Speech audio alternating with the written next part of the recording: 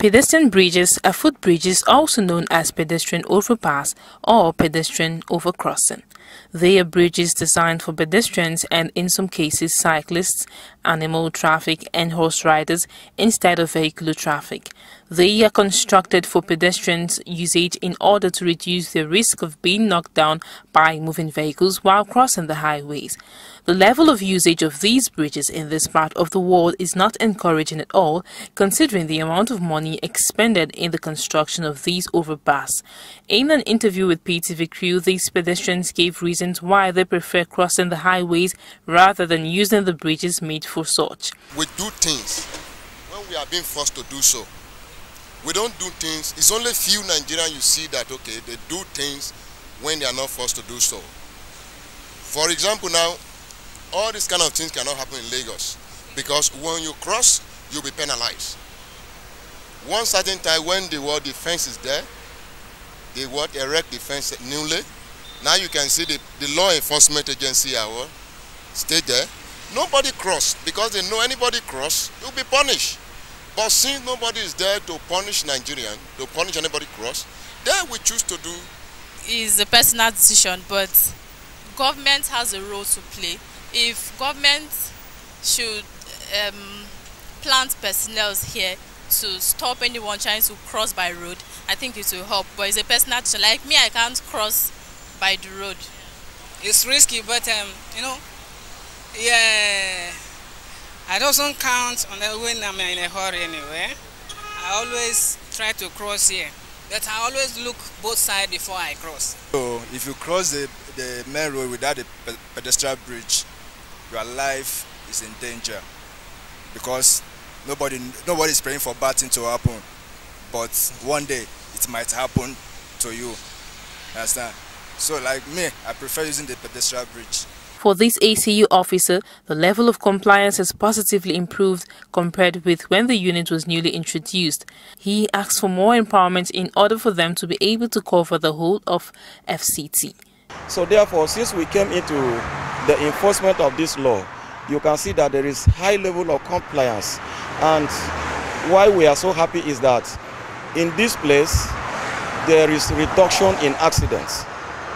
Because people crossing this road, sometimes they even cause accident to the people driving vehicles. Sometimes you can see one person will cross road and cause accident that will involve like 20 people at once. But now we can testify, and people around can testify, that over 4 months we have not seen death here except the time we are not at work. Speaking further, he talked about the engagement with some of the defaulters and the punishment they serve. Delay them to make sure that they put themselves together before we allow them go. But sometimes when they claim that they are very stubborn, we hand them over to the police. The police delay them. As we are working now, we have numbers from the Metama division. We have numbers from Mabushi division. So if Mabushi division police station. So that if anybody is so stubborn to us, there are some people that claim that they are crossing road. They have their own life. It is their life. So they can use it the way they want. So if they refuse to listen to the sensitization we are giving people, we now call the police to come and arrest them, keep them in the state. This defaulter, who was just released, explained why he crossed the highway. He also noted that he had learned a lesson in joining other pedestrians to cooperate with the directive. They said I was supposed to be taken to their station, but as I explained to them that I'm a new person in this town, in my place that is how we used to cross. So, where is your place? I'm from Benue, Makodi.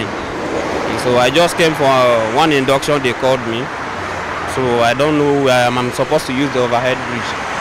So they told me, as I explained, they said I should go because I'm a new person. Okay, if not, yes.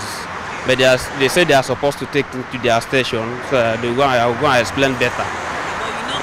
My advice is that if you are in a place, you have to ask detail about the place, how their mode of doing things, understand? So that before you start going about, I've learned a lesson. Yeah. Right. Yeah. Well, at least no, they didn't ask for money for anything.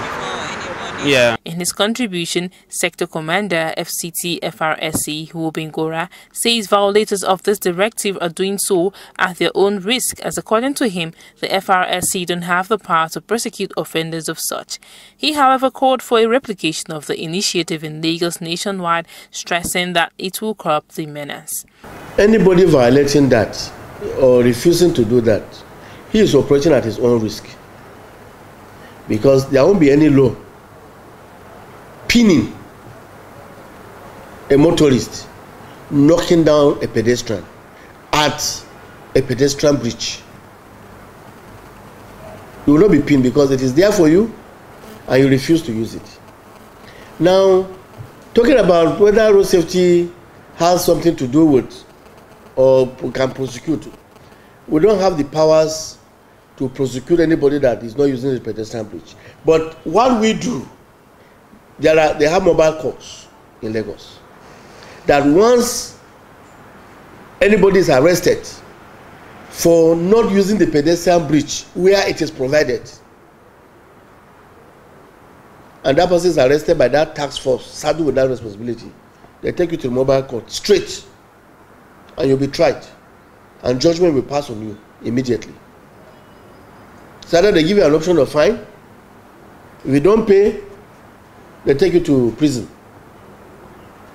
So if that can be replicated in all the states, I can assure you people will sit up. It is worthy of noting that using the pedestrian bridges to cross highways is never a waste of time, as many believed it to be. Government has played its role at ensuring that pedestrians have a safe means of crossing the highways. What is left is for the pedestrians to comply by this directive, remembering that a safe arrival is the best arrival.